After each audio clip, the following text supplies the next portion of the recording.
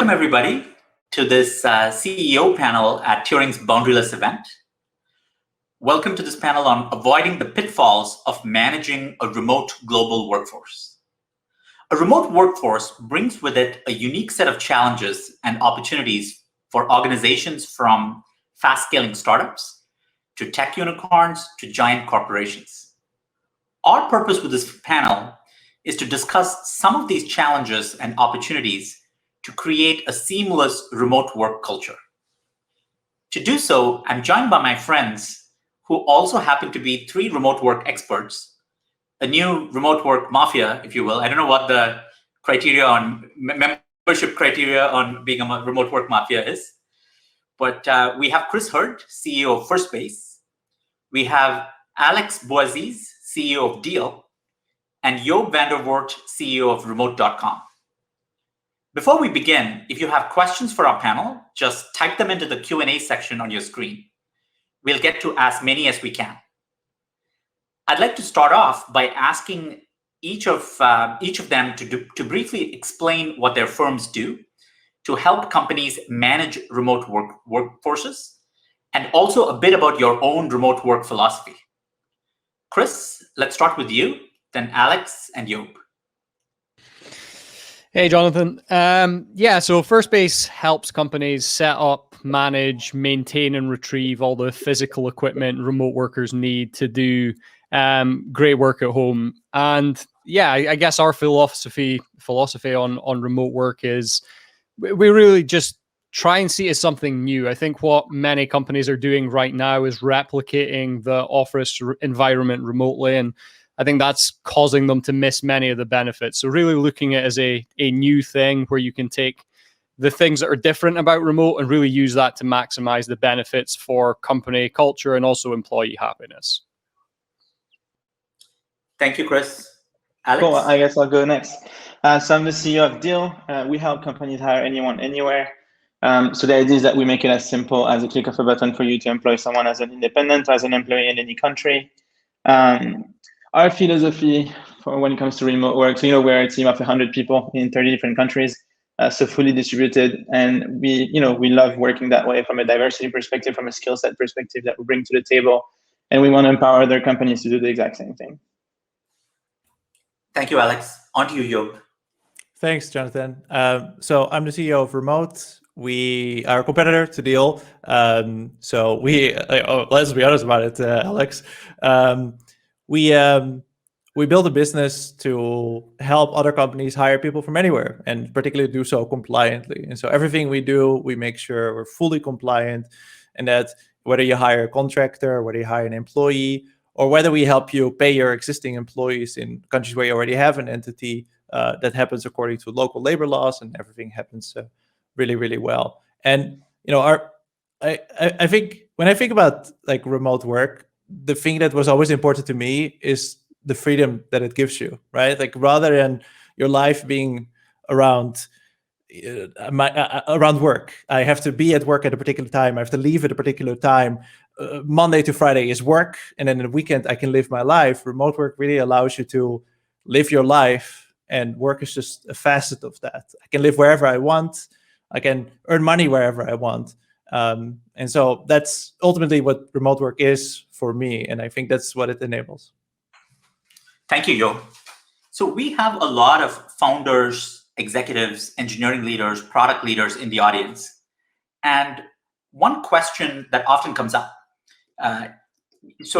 what advice do you have for CEOs building a remote-first company today? I mean, 2 years ago, the default was an office-based company, but now it's a remote-first company. What advice would each of you have to CEOs building a remote-first boundaryless company? What are some things that can trip somebody up who's kind of more used to an office-first culture, and who fully perhaps doesn't grok a distributed team culture yet? And we see many of these companies today that are suddenly remote. We'll start with Chris. I've seen Chris tweet quite a bit about this particular topic, and I'm sure he has a few thoughts. Yeah, I'll try and keep it not too controversial early on. Yeah, I think for us, it's there's a number of things, right? There's a lot of people have been forced into this in the worst possible circumstances, which is the catalyst was a global pandemic. So you've got a lot of people right now experiencing remote work in probably not the best environment. And I think it's always worthwhile pointing that out. So people, this isn't remote work as normal. Like Job touched on it, Alex touched on it. Right now, you're basically surviving. This is COVID enforced work from home during a global pandemic rather than normal remote work. Normal remote work, I can go and work at a coffee shop for a few hours. Like Job said, we can go and work wherever we want to be in the world.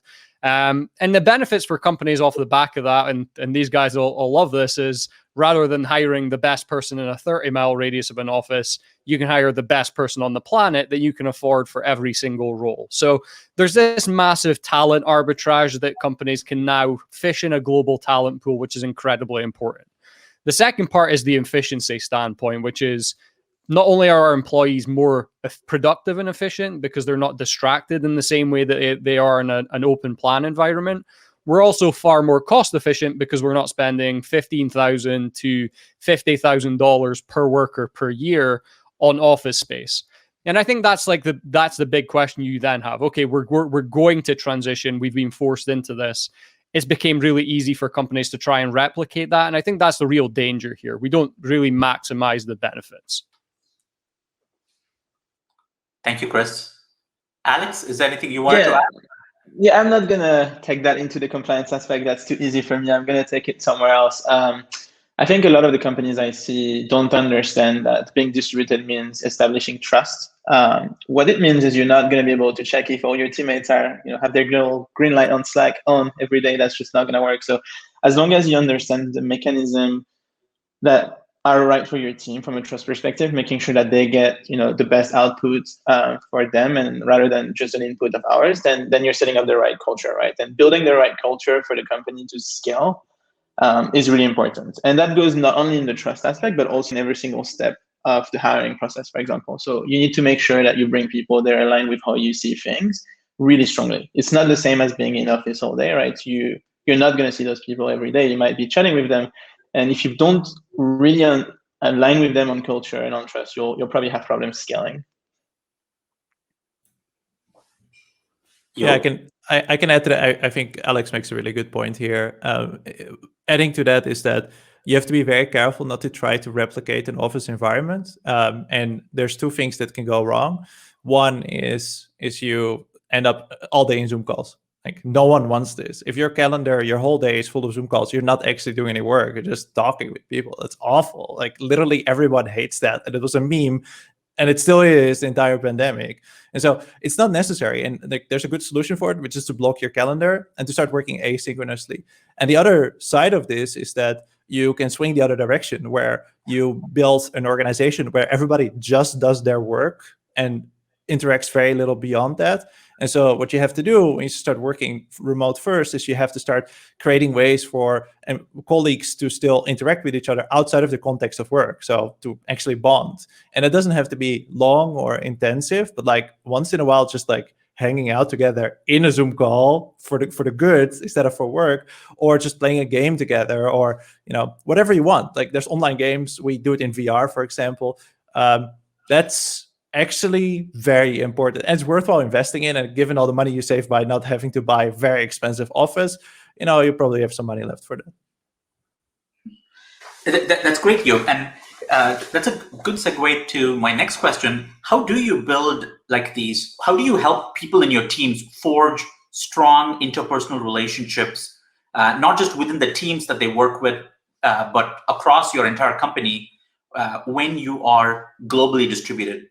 You mentioned playing games over VR and hanging out over Zoom in sort of an agenda-free manner. Are there any other sort of practical tips that you have founders, engineering leaders who want to build a strong culture and have people make friends at work and form authentic relationships, even when we're all globally distributed? Yeah, I think one of the things that works really well is just aligning with people's hobbies. And so if you have like many Slack channels related to hobbies, organizing events around that. So there's like a cooking club at Remote, and someone in the chat mentions Remote Team Beat Saber. Yes, there's an intense competition, and multiple times today I get notifications about people beating my high scores, and it kills me, and I have to go back. So aligning that, and like, I think what is also important to realize is that someone that is introverted still has a need to connect with their colleagues, but they might need more help getting started. And so if you just like say, this is a bonding call, everybody go hang out here, that is not sufficient. You might have to do more. You might have to seed it with some icebreaker questions, for example, or you might just get those people more engaged in playing the games that they like, or participating in hobbies, or in some other way. I'm sure Chris and Alex have other cool ideas. Yeah, on our side, I can't say we've cracked it, right? But similar to you, we've got team time after all hands where people play different games together. I think one software that I like using quite a bit is called Donut. So it's just a software that matches people within the organization once a week. So that's really good cadence for people from different teams to actually get to know each other, because they work really closely with their direct teammates, but engineering and sales is not exactly something that you'd see. Transparently, it's not exactly something you'd see at a non-remote company either that often, but you create some of that environment. And one of the things that I'm quite excited about that we haven't yet had a chance to pull off in quite a while is company retreats, obviously. So I'm looking forward to spending a week with my team and getting to know the 80 plus people that have joined the company since then that I've never met in person. Yeah, and I think on my part, exactly the same as the two guys. Like the retreat part, I think is something that's incredibly important. I think a lot of people assume that remote teams don't spend time together physically, and actually the opportunity is to set a cadence where you get great value and really forge those physical relationships when you are together physically. I always like to make the question of like, are relationships better in an office anyway? Like, I think there's this myth that you build these deep relationships with people in the office, and I think the reality is they're actually superficial. Like, is your HR team selecting the people you spend most time with a good thing? And is where that relationship's built around this shared common bond where we depend on the economic success of our employer, where if that changes, the relationship typically ends anyway? Like, is that actually a good thing? I think there's like deep societal problems around that. And I think, yeah, people question, well, what about the quality of relationships remotely? I think the bigger question is, well, there's deep societal problems that aren't being addressed anyway. And I think maybe, I don't know how the guys feel, and I don't know how you feel, Jonathan. I actually think I've got deeper relationships with some of the people I work with now because we're more aligned on the things. And when we do come together, it's not this inane conversation that people don't care about. It's not, did you see the game last night? It's like, how are your kids? Like, you can go below that because, yeah, you can just be more focused. Yeah, absolutely, Chris. And Darren said something super interesting in the last session, where at GitLab, obviously, when you are a globally distributed team, you cannot do happy hour at Friday evening for everybody. So their philosophy is to let everybody go spend time with your family, friends, enjoy your Friday evening or that happy hour time, and then have a separate time where everyone comes together, where they share what they did outside of their work.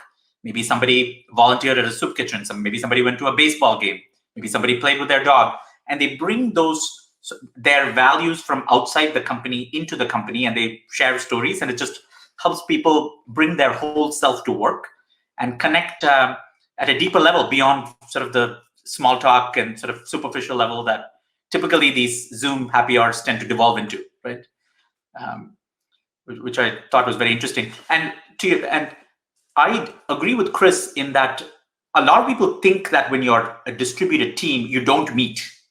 And that's most definitely not the case. Like at Turing, I'm planning quarterly offsites. I've asked our teams to do periodic offsites and meetups, fly people to the same place, like post-COVID, and do that. Like, just because we're globally distributed does not mean we don't meet. We still have time, and the time that we do spend meeting is purely spent building good relationships, staying together, doing fun things together, versus anything else.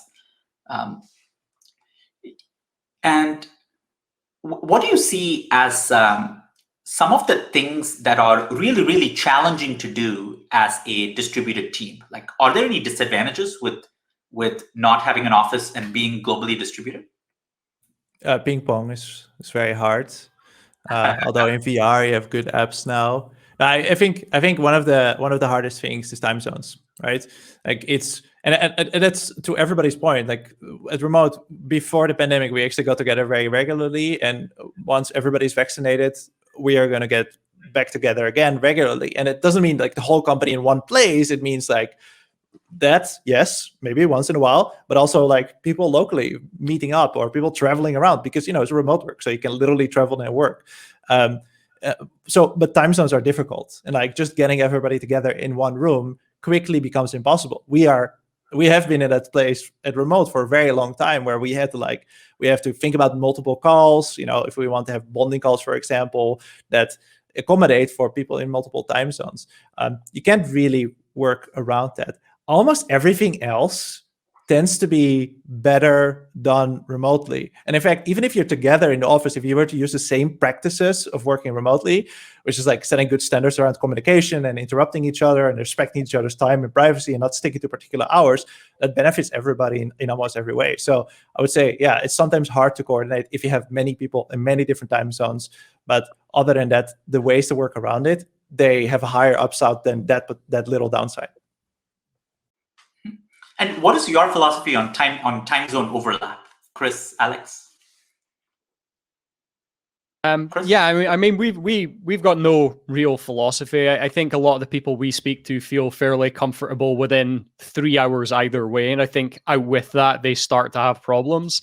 I think as organizations realize asynchronous work is the way they should be working, if they're remote, then that begins to mitigate against that issue, I guess, somewhat. So I think it's an interesting question. I think like, what are the problems with remote work? And you're like, well, comparative to working in an office, actually, there's nothing. Like you people throw out the normal platitudes like communication and collaboration. Oh, it's worse. Like, yeah, but how much worse? Is it like 5% worse? Like you start to think about all the intangibles of not having to commute 2 hours a day, being able to spend more time with your family. And I think when you start to consider it as a holistic picture, those things just like offset.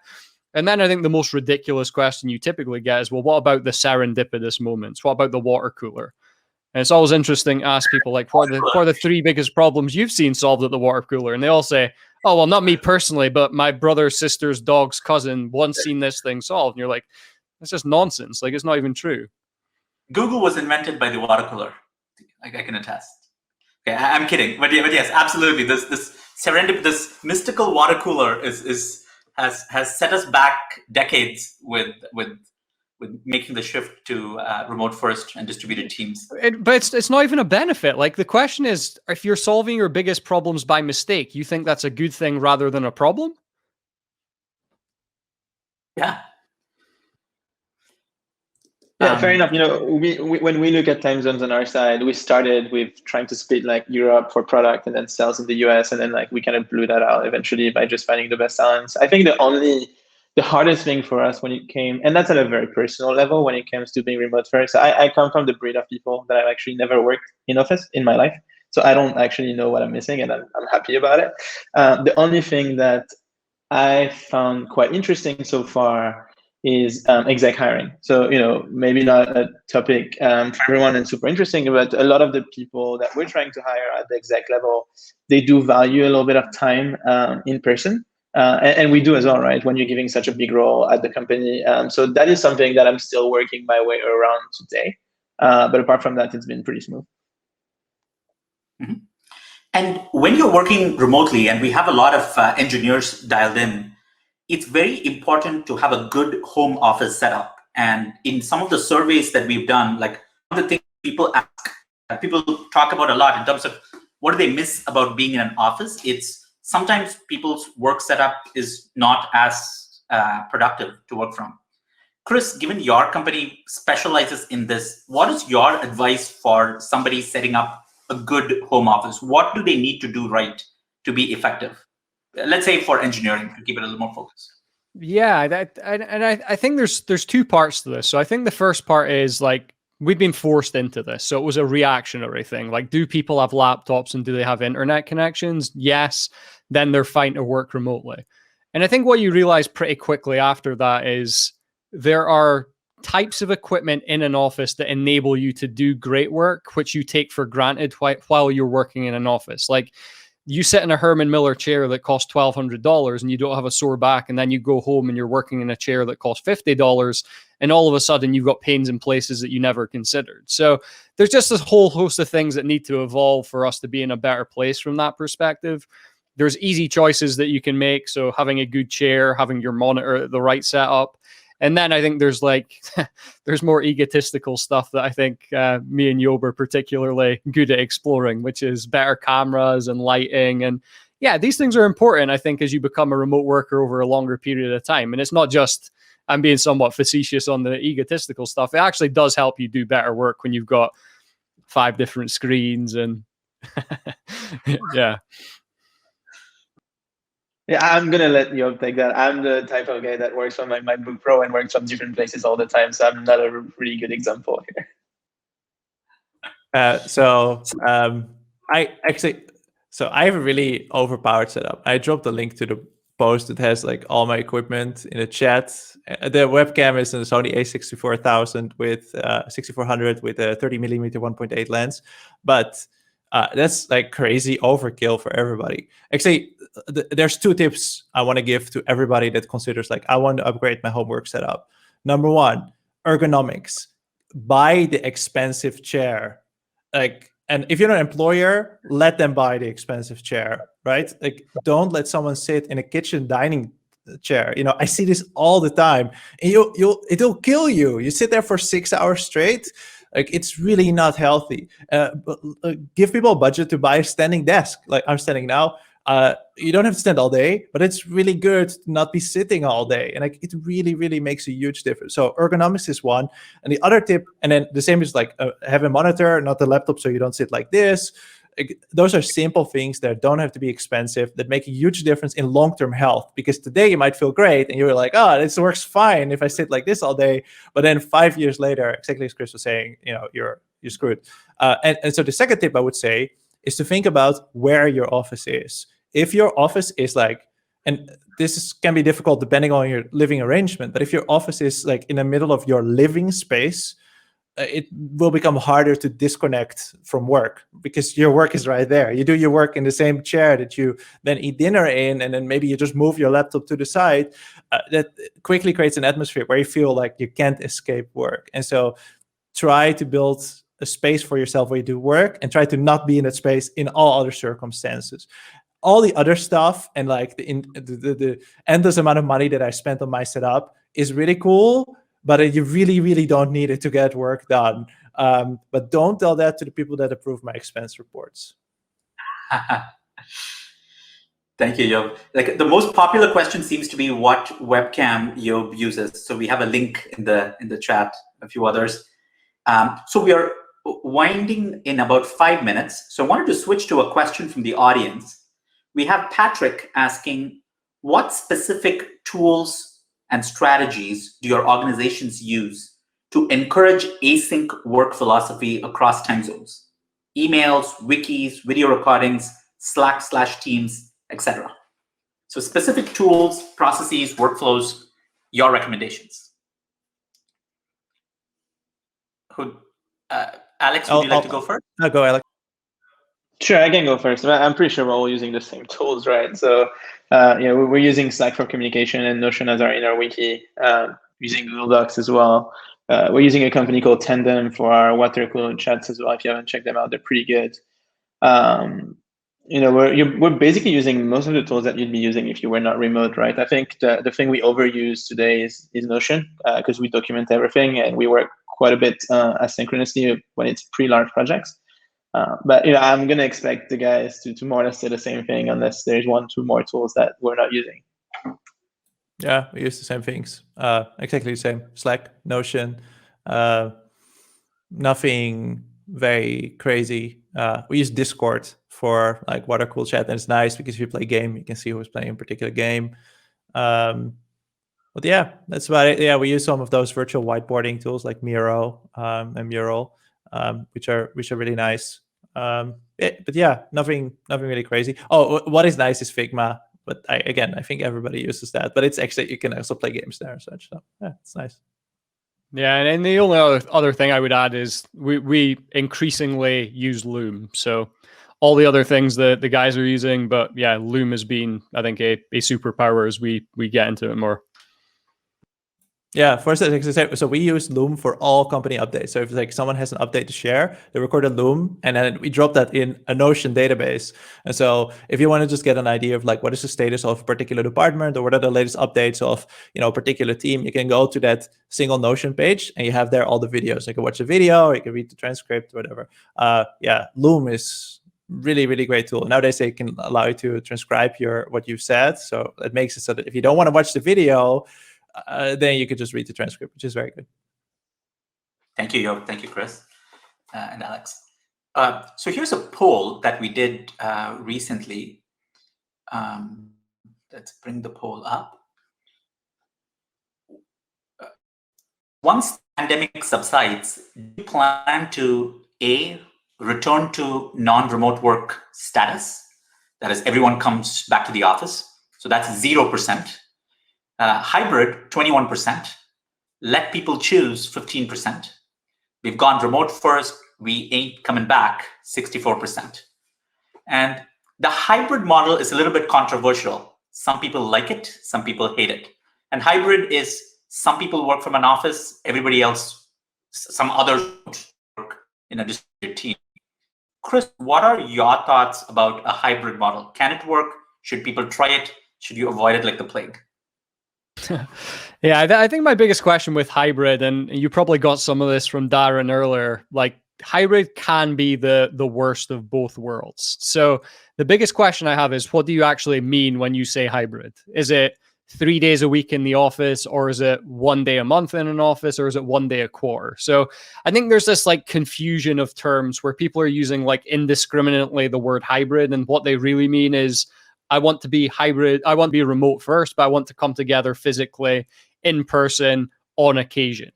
And I think the challenge that you have by being hybrid, to sort of expand on that a little bit, is there's almost this remote work dilemma of sorts where if you're hybrid and your biggest competitor is more remote than you, it becomes incredibly difficult to be as talented as them and cost efficient. So yeah, I think I've got questions on hybrid. I think the ultimate reality 10 years from now is most smart companies will be remote first. They'll maintain physical space, but they'll use that sort of interchangeably. Thank you. And Joop, what do you see among remote customers in terms of how companies are thinking about what they would do post-pandemic? I think almost universally companies will stay remote. One thing that we're seeing is that companies want to offer an option for people that like to work from an office. And so without requiring people to be in a particular location, the solution for that is to either, we do this as remote as well, pay for a co-working space. So if you go to a co-working space, they offer a stipend to pay for that. Or if they have a particular presence in or near a big city, open a small office there.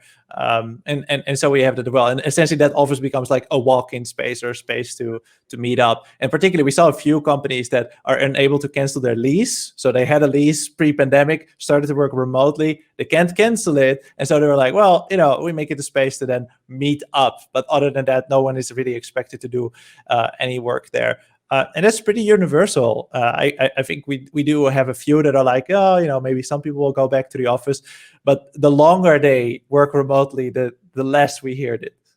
Yeah. On that note, we're almost at time. Thank you, Joop, Chris, Alex, for joining me on this panel. And for everyone in the audience, if you're looking to equip your team with a great remote work setup, go to firstbase.com. We have a special offer for event attendees.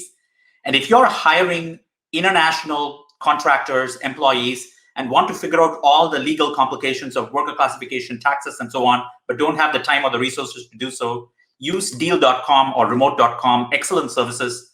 And I encourage you to use a lot of these tips to build boundaryless companies. Thank you, Alex, Joop, and Chris. Thanks for having us. Thank you for having us.